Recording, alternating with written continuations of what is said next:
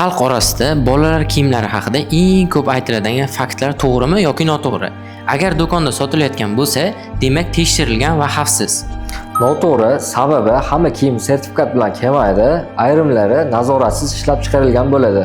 Bolalar kiyimida dizayn emas, xavfsizlik birinchi o'rinda. To'g'ri, uzun ip, yomon tikilgan tugma asosiy xavf. Ko'rinish esa bu holatda umuman qiymatga ega emas. Bola katta bo'lib ketadi, sal katta kiyim olsa yaxshi.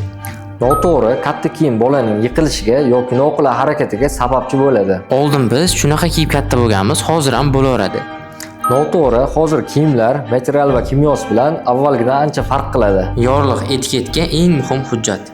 To'g'ri, tarkibi va parvarish yozilmagan kiyim ishonchsiz. Arzon ham, qimmat ham xavfli bo'lishi mumkin. To'g'ri, narx emas, standart va sifat muhim. Rahmatullo Kids profiliga obuna bo'lish ota-onalarga katta foyda keltirishi. To'g'ri, sahifamda bolalar kiyimlari haqida ekspertlik kontentlarni joylab boraman.